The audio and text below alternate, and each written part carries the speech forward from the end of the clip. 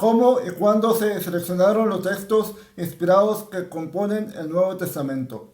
No existen datos concretos ni tampoco unanimidad académica respecto al momento y causas de la selección del actual canon católico. Se afirma comúnmente que la selección de los 4 evangelios canónicos se realizó oficialmente en el Concilio de Nicea, en el 325, y que fue ratificada en el de la Odisea, 363. Aunque el canon de todos los libros del Nuevo Testamento no fue ratificado de forma oficial y dogmática hasta el Concilio de Trento, 1545-1563, época en que la Reforma Protestante ya tenía su propia Biblia bajo un canon distinto.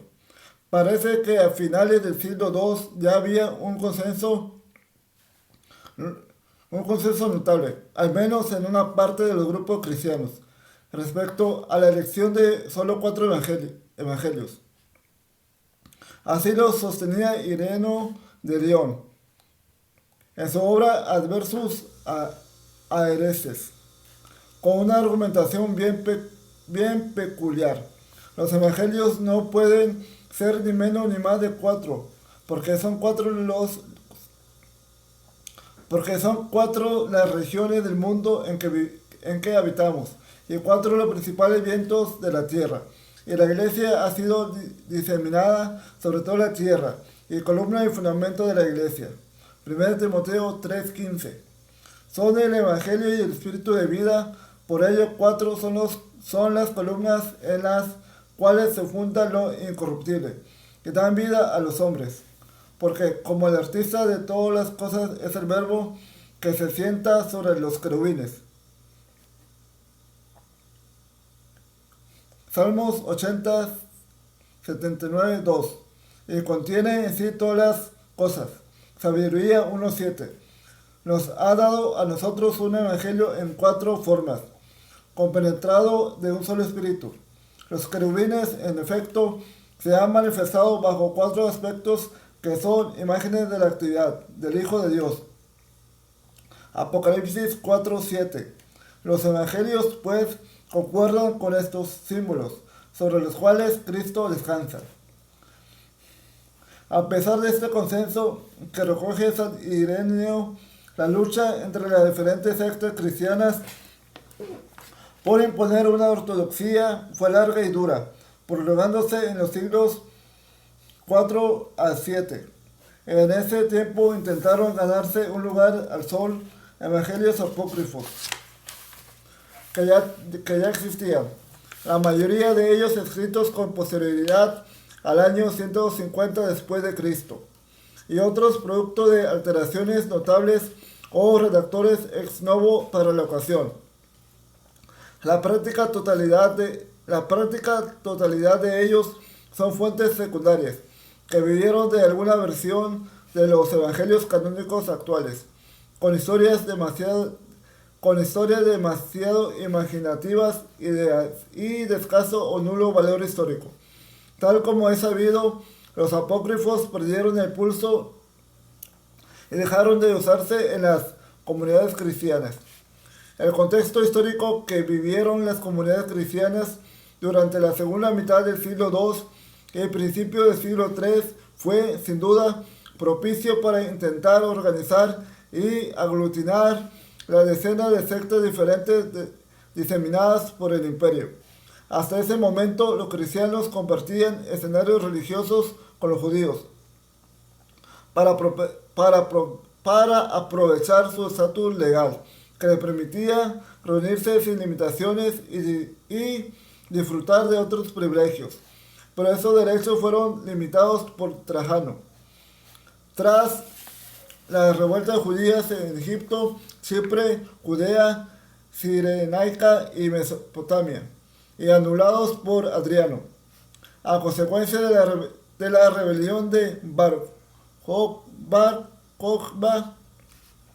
la llamada Segunda Guerra Judeo-Romana, que acabó con una tremenda masacre y el desmantelamiento del aparato religioso judío. En esas circunstancias, los judíos, reprimidos por Roma, comenzaron a encerrarse en sí mismos y ya no les resultaban útiles a los cristianos que, Además, empezaban a ser vistos como herejes por divinizar al judío Jesús. A los cristianos la compañía de los judíos les perjudicaba. Así que el divorcio religioso estaba cantado. Durante un siglo y medio, los cristianos habían elaborado ya una ingente cantidad de escritos apologéticos y los trataban con tanto respeto en sus comunidades que podían considerarse sagrados. De ahí a reunir una colección de ellos, considerados inspirados, y situarlos en el mismo plano que el Antiguo Testamento.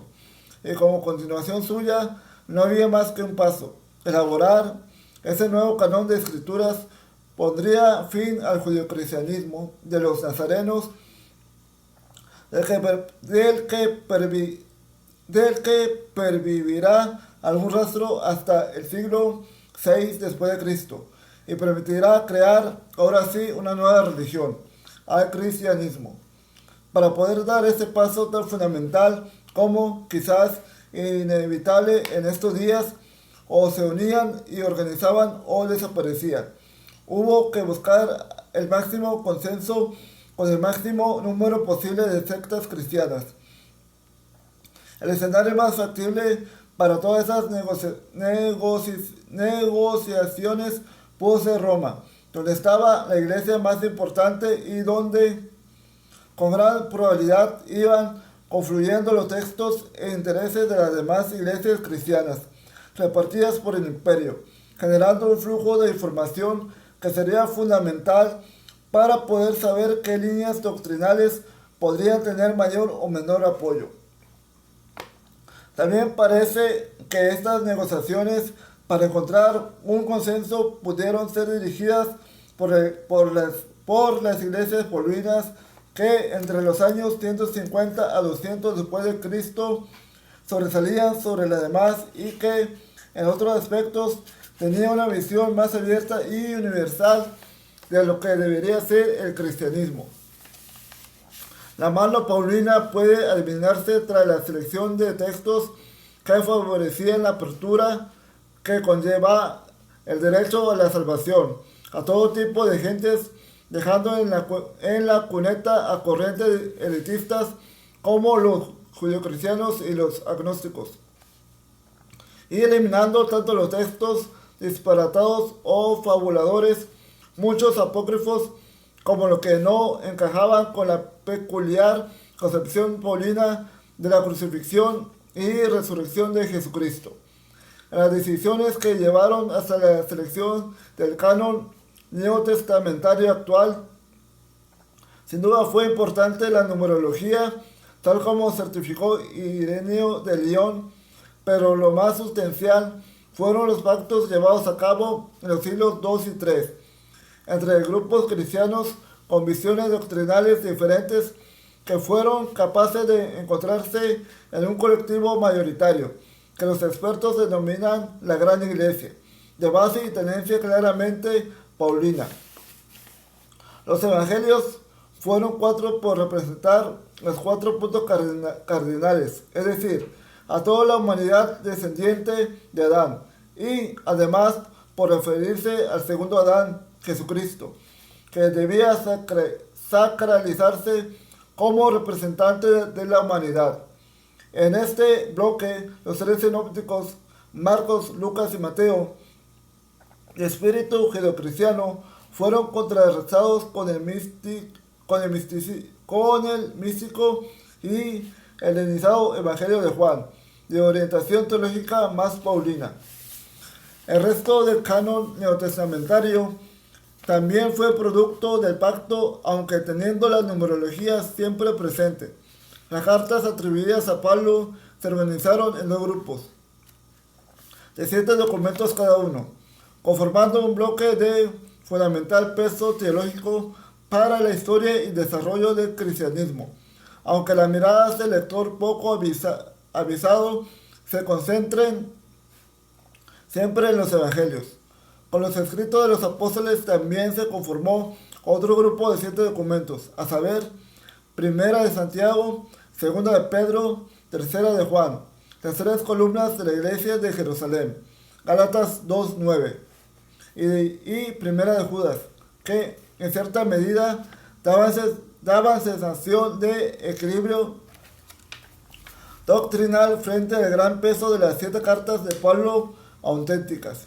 Aunque hubo una discusión de muchos años para elegir un Apocalipsis de entre todos los existentes, finalmente se escogió el actual, atribuido a Juan. Posteriormente veremos que no era el apóstol, y que guarda un cierto equilibrio entre las formas judías y la teología paulina, un hecho de peso al que se unirá con no menor trascendencia su valor simbólico, ya que la obra está dirigida a 7 iglesias de Asia Menor. Zona de residencia del redactor, Apocalipsis 1:4 al 11. Y buena parte de su simbolismo se expresa en series septenarias subordinadas. Para el profesor Antonio Piñero, la formación del canon en su resultado deja entrever varios actos explícitos de elección y de fuerza. Se forzó un canon complicado de 4 evangelios en vez de uno solo.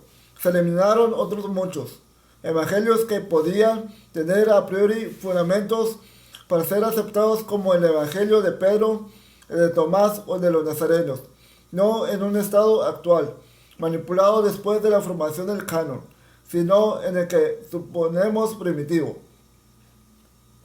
Se dividió en 2 partes una obra única. El Evangelio de Lucas y el Hechos de los Apóstoles quedaron barridos todos los escritos del latente claramente agnóstico. La formación de la lista deja entrever también un proceso de negociación eclesiástico para admitir en ella obras de tenencia muy diversas dentro de la gran iglesia. Cartas de Pablo y de sus discípulos, escritos judeocristianos de tenencias muy opuestas al apóstol, como el Evangelio de Mateo, la Epístola de Santiago o el Apocalipsis. Un evangelio, el de Juan, que pretende positivamente superar a los otros 3.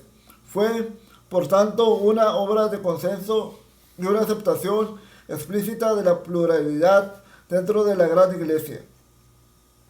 Además, se intentó con el canon un cierto equilibrio entre las herencias. Frente al gran bloque de cartas paulinas, se admitieron otros bloques de cartas que compensaran su influencia. 3 cartas católicas atribuidas a las 3 columnas de la iglesia de Jerusalén: Santiago, Pedro y Juan, y un cierto número de cartas joánicas, 3 de Juan más las 7 del Apocalipsis, en contrapeso a las cartas paulinas. Frente al bloque de los evangelios sinópticos, se admitió el evangelio espiritual o místico de Juan. Para la eterna credulidad de la Grey, sin embargo, la elección de los evangelios corrió por otros derroteros. Según fue tradición, el modus operandi para distinguir los textos verdaderos de los falsos fue de la elección milagrosa. Así se han conservado al menos cuatro versiones para justificar la elección de los 4 evangelios. 1. Después de que los obispos rezaran mucho, los 4 textos volaron por sí solos hasta posarse sobre un altar. 2. Se colocaron todos los evangelios en competición sobre el altar y los apócrifos cayeron al suelo, mientras que los canónicos no se movieron. 3. Elegidos, los 4 se pusieron sobre el altar y se conminó a Dios a que si había una sola palabra falsa en ellos, cayesen en el suelo, cosa que no sucedió con ninguno. Y 4. Penetró en el recinto de Nicea el Espíritu Santo en forma de paloma, y posándose en el hombro de cada obispo, le susurró que evangelios eran los auténticos y cuáles los apócrifos. Esta tradición evidenciaría además que una parte notable de los obispos presentes en el concilio eran sordos o descreídos, puesto que hubo una tremenda oposición a las decisiones de orden doctrinal que, por votación, se tomaron en ese concilio. En conclusión, resulta muy difícil ver inspiración divina en textos que, con independencia de sus contenidos y enseñanzas, no solo fueron obra muy humana, sino que solo se aceptaron como inspirados tras factos y con ponedas muy mundanas. En uno más de los círculos viciosos básicos de las religiones, resulta que la Iglesia Católica y las cristianas hacen depender su autoridad del Nuevo Testamento, que en origen no fue ni significó nada hasta que la primitiva Iglesia no dotó dogmáticamente de autoridad a esos textos, excluyendo a otros con no menos méritos. Y se resulta que la autoridad doctrinal del Nuevo Testamento lo es por proceder del judío Jesucristo.